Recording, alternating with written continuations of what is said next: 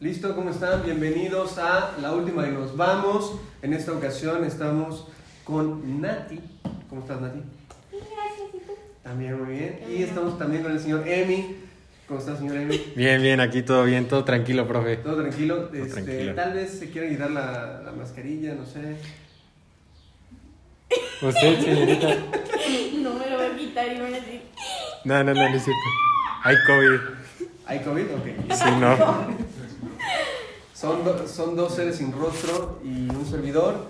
Y en esta ocasión vamos a estar hablando de Virginia Woolf. Vamos a hablar del Cuarto Propio, un ensayo muy lindo de Virginia, que pertenece o que es considerada como una mujer que fue parte de la primera ola del feminismo. Entonces vamos a hablar un poquito de Virginia Woolf, los alcances que tuvo su teoría y cómo repercute todavía hoy en nosotros, y veamos si sigue siendo válida la propuesta o no. ¿Les parece bien? Sí. Para introducir un poquito el tema, la señorita Nati.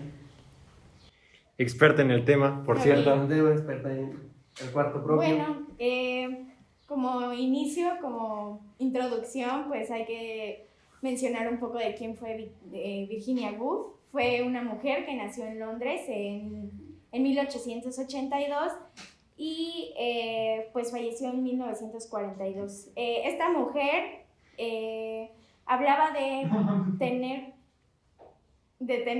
dinero. No, mames. Gracias, Sebastián. Excelente, papá. No, bueno. Es que eso quedó increíble. No me gusta que ellos no se quiten la máscara. Es que siento que el mensaje que dan no es el correcto. ¿Se quitan todos o todos tenemos la máscara?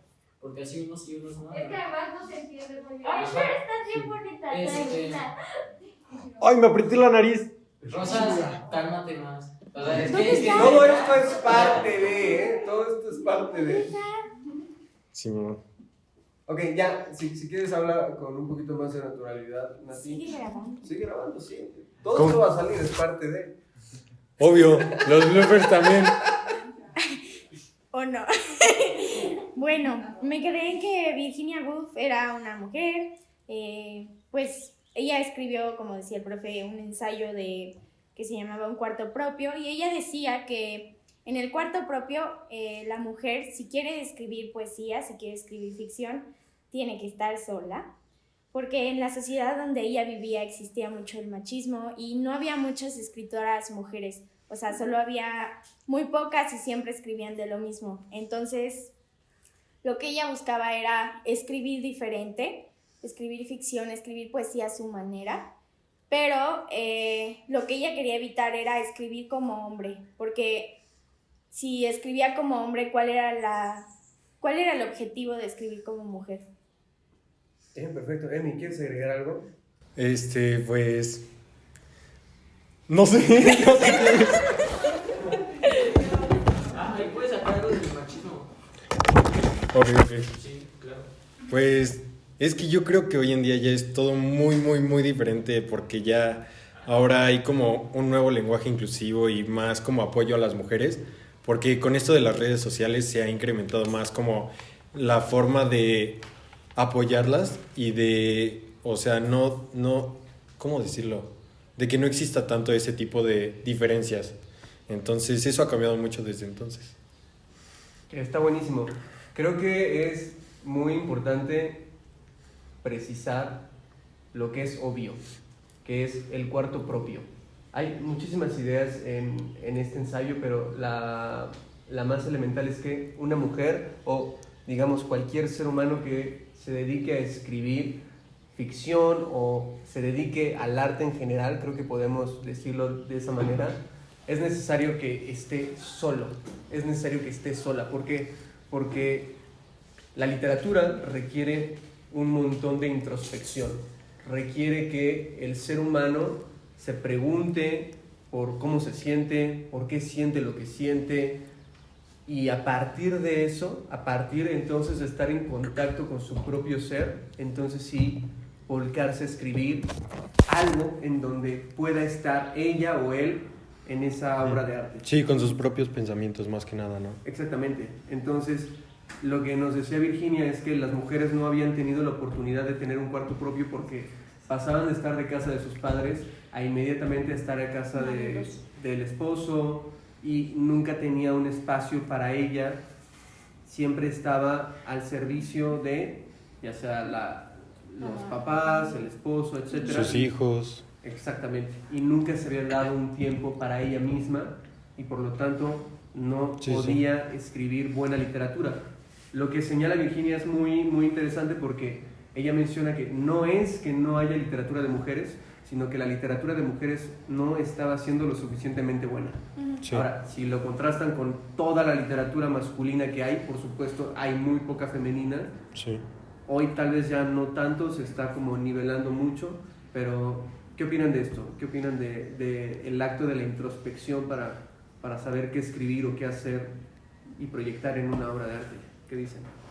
Pues es que es bien difícil, o sea, Sí. para escribir original tienes que no tener un pasado, o sea, como no haber leído, no sé, Harry Potter. Quieres escribir de magia. Seguramente vas a meter algo de Harry Potter porque ya leíste Harry Potter y ya sabes, ya viste la película. Entonces, pues debe de existir esa originalidad y ese pensar sin haber visto ese tipo de películas. O sea, si quieres escribir magia, bueno, sobre magia y ya la viste, pues podrías guiarte de eso, sin embargo, no ocupar ese tipo de ideas que meten en esa película o en ese libro. Sí. Pero no es algo casi imposible dejar atrás las influencias para escribir de la nada. Digo, ¿quién escribe de la nada? Prácticamente todos tienen alguna referencia, alguna historia que les hayan contado de manera oral, o, ¿no? Es decir, es casi imposible. Y lo que, digamos, Virginia no es que proponga que escribamos de manera original, sino que estemos en contacto con nosotros, y sobre todo, no sé si lo recuerdan en el extracto que vimos, que las mujeres dejen a un lado el tono de venganza, porque una de las hipótesis que tiene Virginia Woolf es que las mujeres en este momento están escribiendo mala literatura, sobre todo porque están enojadas y están sacando esa frustración al escribir. Y no quiere decir, por supuesto, que esté mal que estén enojadas o que saquen la rabia al escribir, sino que la rabia es la que habla y descontrola, digamos, la proposición que tiene el ser humano detrás de hacer una obra de arte completa, y cuando solamente hay rabia y enojo, solo hay rabia y enojo y no hay literatura. Sí. ¿Qué dicen? No, pues es que el estar enojado y escribir es muy complicado, porque sí, como dice, saca todo al estar escribiendo, y al como combinar las emociones con lo que estás pensando, pues sí, es muy complicado. Sí, yo creo que en esa época, o sea, fijándonos en esa época, los derechos de la mujer no eran muy tomados, entonces pues existía ese enojo. Sin embargo, yo creo que la literatura no era el momento ni... O sea, a lo mejor si se hiciera una literatura con ese objetivo está bien, pero escribir toda la literatura sobre el enojo que existe sobre el machismo, pues no es la mejor idea. Bien, nosotros vimos también que Virginia es una de las que inventa el llamado monólogo interior, que consiste básicamente en que la narración es interrumpida por algún suceso que, por ejemplo, ahorita que Sebastián interrumpió con su risa, digamos que Virginia Woolf introduce todo este tipo de interrupciones que vienen de fuera, pum, pum, pum, incluso no solamente interrupciones de fuera, sino interrupciones de su propia psique, y de pronto estamos leyendo sus pensamientos o estamos leyendo algo que incluso ella misma está escribiendo dentro del cuento. Y entonces empiezan a haber un montón de elementos que se empiezan a entretejer y uno pierde el hilo porque... Sí, porque por ejemplo al momento de estar leyendo la lectura que dejó, no manches, yo me perdí al momento de estar leyendo y después se mezclaba todo y era muy, muy complicado. Sí. Entonces, lo interesante del monólogo interior de Virginia es que, bueno, mejor platiquemos qué cuento leímos un poquito, antes Sí. de hablar como si todo Sí, el sí. mundo supiera. Sí, qué cuento así estamos de, leyendo. no, sí, ya. Y ¿alguien quiere platicarnos un poquito del cuento? Sí, bueno, el cuento del que estamos hablando aquí es se llama La Velada. Absolutamente recomendable. Vayan a leerlo. La velada nos cuenta la historia de básicamente una velada, una noche, una reunión de personas importantes. Una peda. Pero Pero tranqui, ¿no? sí. Algo relajado. Pero antes, Algo raro. sí. Pero el problema, bueno, la situación aquí en la velada es que es muy confusa porque Virginia Woolf mete demasiadas cosas, o sea, mete sus pensamientos, pero mete la historia, pero mete lo que piensa de la historia. Entonces, uno, como dice el profe, pierde el hilo, o sea, ya no sabe ni lo que está leyendo. No sé si les está pasando, pero están algo nerviosas. Sí. Un poquito. Poquito nervioso. Yo también, y es el tercero que hago, ¿eh? Sí, no. No, relájense, no pasa nada. Con calma. De cualquier forma, ¿qué tal si tenemos como 5 views? Entonces, estamos Entonces- nerviosos frente a la noción o la sensación de que detrás de esto hay 100,000 personas viendo Sí, así Ay, de. y no. juzgándonos. Ya somos Auronplay haciendo directo todos los días. ¡Ey! Y absolutamente no, digo, es un proyecto, creo que sobre todo para nosotros, para divertirnos, y relájense. Los únicos que están ahí es Leilani, Sofi, Dieguito, no hay nadie más. Leo, dale. Ok, algo que nos quieras decir, Emi, de la velada, algo que recuerdes, alguna sensación que hayas tenido mientras estabas leyendo. Pues. Confusión, estrés. Ya quería romper la computadora. Ya no podía leerlo. Porque, como dijo, tienen que entenderla. Dije, no puedo, voy a reprobar. Y tenía miedo de reprobar No, porque. no, jamás los he sometido a ese nivel de estrés. No le digamos a la audiencia, Expuesto. jamás. Jamás. Yo la leí muy tarde. Tenía mucho sueño, así que estaba... ¿Qué? No, leí mal. No, profe. La volví a leer 2 veces y yo muerta de sueño. Ya iba a la mitad y ya estaba... Dios, por favor, ya no. Imagínese leer ese cuento así. Puesto la. No, estaría No, es imposible, no le increíble. puedes pegar los ojos. No, estaría.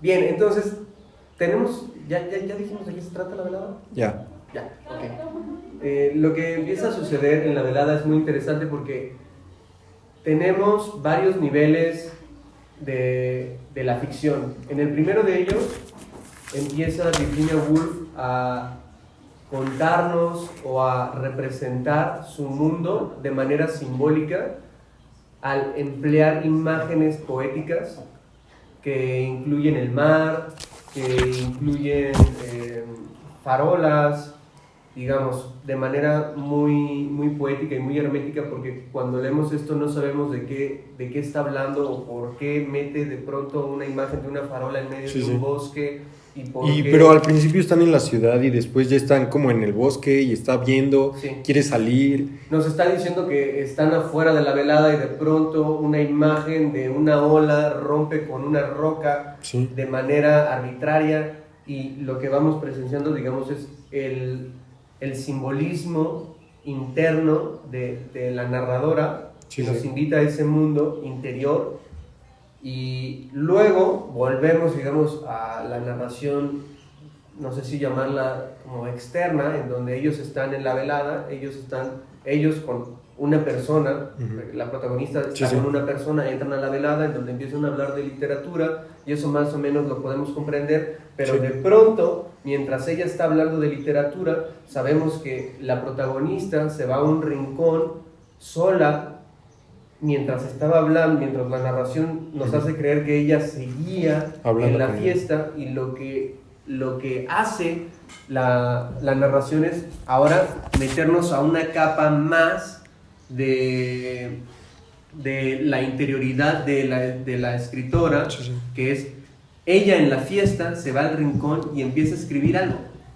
Y ahora nosotros estamos leyendo la ficción que está escribiendo en esa fiesta, lo cual hace hiper complicado que nosotros entendamos lo que sucede, porque estamos acostumbrados a que una historia nos la cuenten de principio a fin de manera coherente. Y Virginia empieza a decidir que va a romper la cohesión, que va a romper la lógica del relato, y esto empieza a ser muy interesante, porque si ustedes se dan cuenta, una de las cosas que hacen o que se pueden ver reflejados en el monólogo interior es en este mismo proceso de nuestra psique, porque nosotros, si ustedes se dan cuenta, cuando nos distraemos estamos pensando mil cosas y nunca pensamos de manera cohesiva. A lo mejor, por ejemplo, ustedes mientras me están viendo están pensando qué van a decir y medio me están escuchando, Sí. y medio están diciendo que las cosas. Yo me acuerdo digo. que cuando lo estaba diciendo, dijo algo de una nube de Dragon Ball, la de Goku, que dijo, estaba pensando en esto y me pasé esto. Y fue muy, muy Sí, chistoso ese exactamente. día. A los hombres creo que nos pasa mucho, pero fantaseamos durísimo.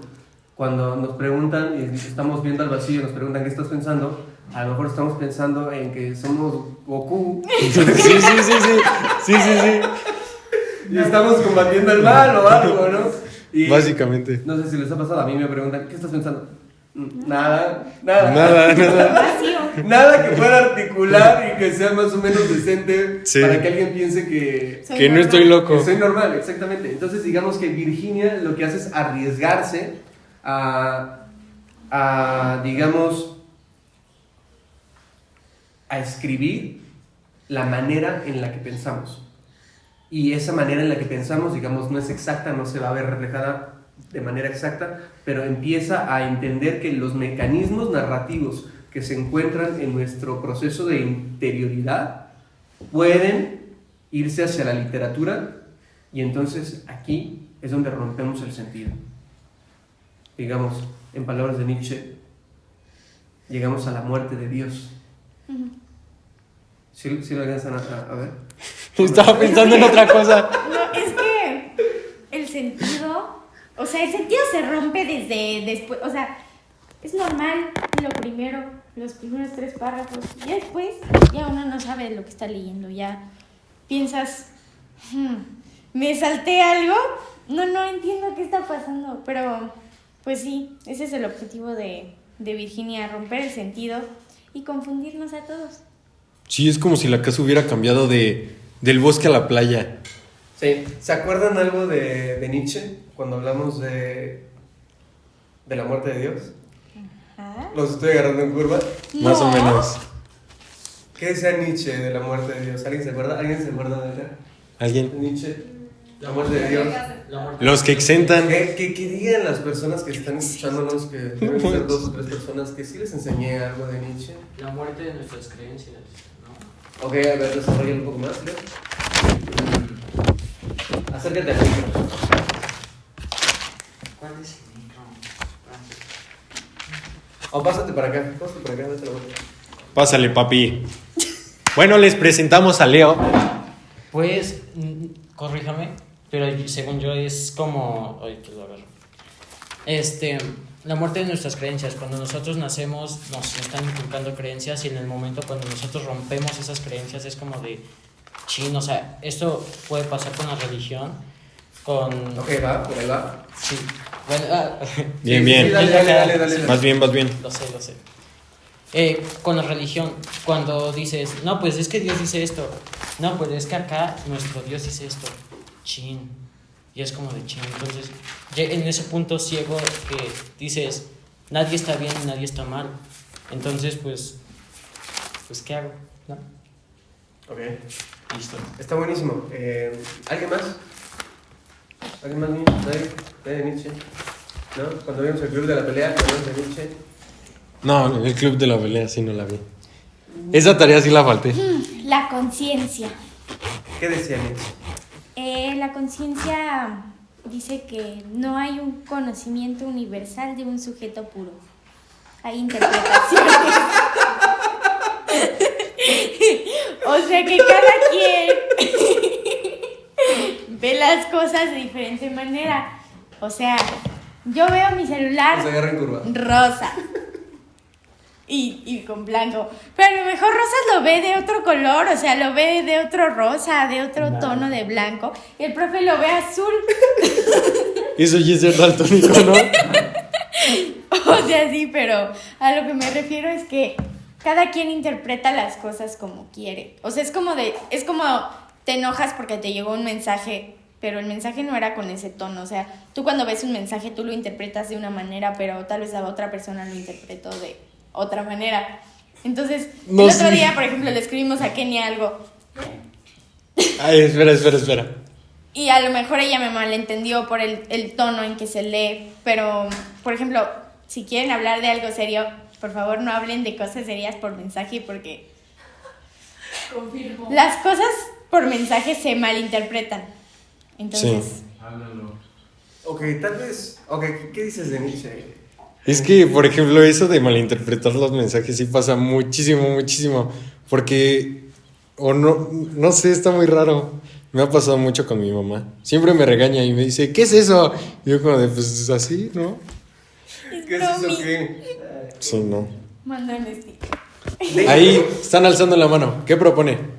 Según lo que yo he percibido, realmente no hay una interpretación, Ok, ahí va. no hay una interpretación real de lo que es el sujeto perfecto o de la perfección en sí, ya que el humano no es perfecto, pero se puede ir mejorando y perfeccionando, pero realmente no hay algo aterrizado que se pueda decir esto es perfecto y las cosas deben de ser así y así, y ahí es donde entra la muerte de Dios, donde no es algo que sea tal cual, sino cada grupo de religión o cada, por así decirlo, iglesia lo puede llegar a interpretar algo de una forma o de otra. Ok. Qué profundo. Definitivamente los agarré en curva. Sí. Sí, mucho. Con lo de Nietzsche, ok, no nos metamos entonces tanto en Nietzsche, pero digamos que a grandes rasgos lo que empieza a observarse mucho es que el aparato lógico, nuestro aparato en donde estamos involucrando las matemáticas, la filosofía lógica, etcétera, empieza a ser rey en el sistema de percepciones humano. Pero este sistema de percepciones lógico también empieza a atarnos de alguna manera, empieza a tener nos empieza a dejar ver que tiene ciertas complejidades que tenemos que confrontar y no solamente asumir que la lógica por ser lógica es inmediatamente buena o es lo que valida toda verdad. Entonces, cuando Virginia empieza a desarrollar la técnica de ¿cómo se llama? La técnica. No sé. Monólogo. El monólogo interior empieza justamente a cuestionar el sentido lógico, desde el que leemos, desde el que entendemos y desde el que percibimos nuestra realidad. En ese sentido, Virginia empieza a ser muy importante, porque nos da una nueva experiencia de lectura. Ya no nos podemos acercar a la lectura creyendo que comprendimos lo que estamos leyendo, sino empezamos a involucrar otras partes que no solamente son las lógicas, sino también las emocionales, por ejemplo, y cuando estamos leyendo Las Rocas y un enredo, lo lindo de la experiencia es justo el desconcierto. Sentarnos a, por ejemplo, no sé, a escuchar, si van a escuchar algo de música, escuchar algo que no estaban esperando escuchar, sino que lo saquen, ¿no? Ujú. ¿Qué dices en mí? Veo que te estás... Y es que ya se me va a acabar la pila del teléfono. ¿Cuánto te queda? 1%. Está bien, a mí me queda 6%, la estamos armando. Ya valió. 76. Y entonces, no sé, ¿qué dicen? ¿Cuál fue su experiencia? Vamos englobando, no sé ¿cómo vamos de tiempo? ¿Alguien puede decir? Son las 12:03. ¿12:03? Vamos perfecto, Vamos bien. Vamos Con bien. calma. Con calmita, no, de hecho nos quedan como 5 minutos para que se vayan en inglés, etcétera. Sí.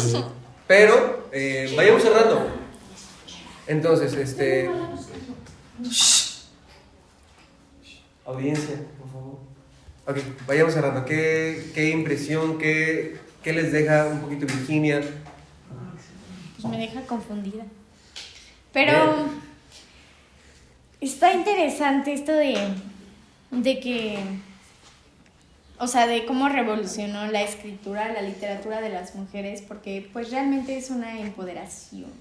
Sí, No sé claro. si existe esa palabra.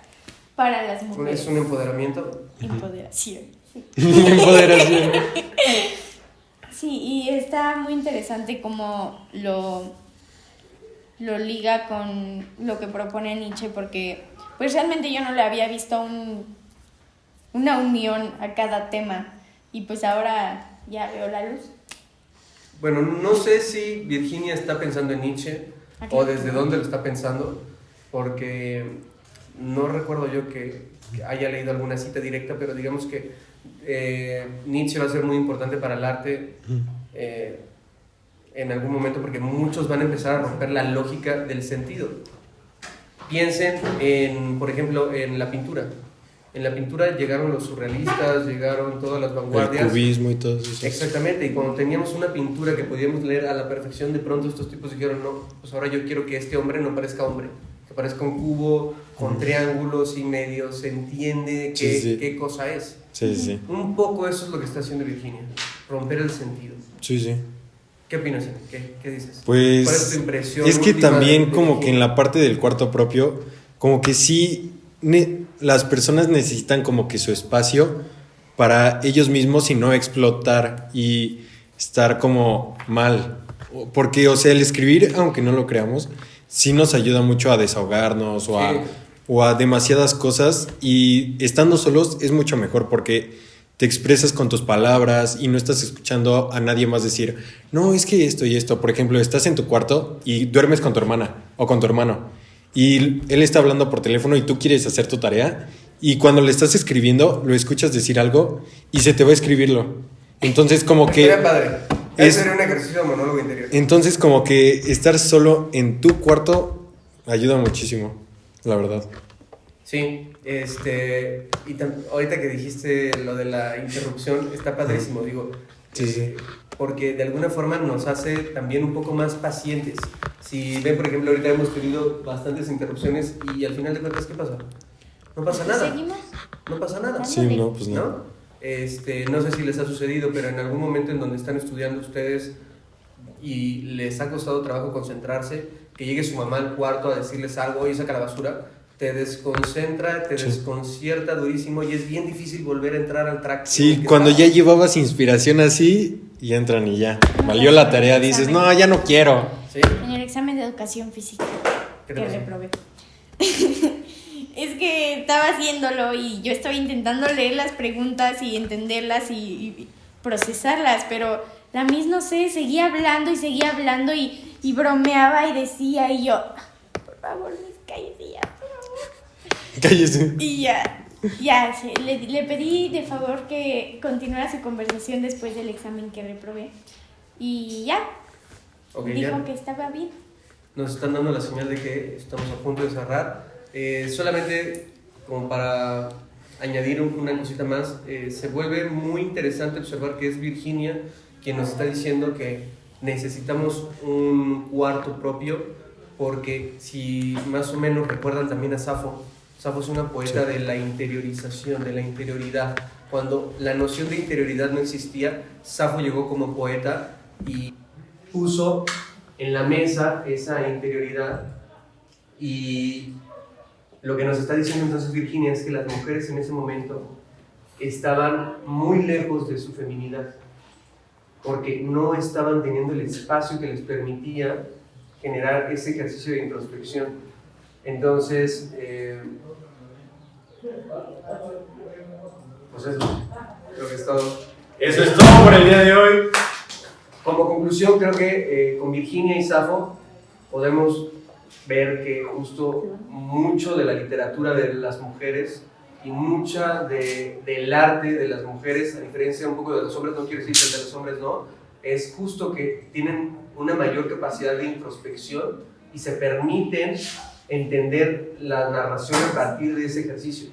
Entonces, pues nada, consíguense un cuarto propio, una casa propia, y si comparten con sus hermanos, ni hablar. ¿Algo más que decir? ¿Algo con lo que se quieran despedir, estimados? Muchísimas gracias. Muchísimas gracias por sintonizarnos. Chao, sí, camarón. Muy bien. Bye.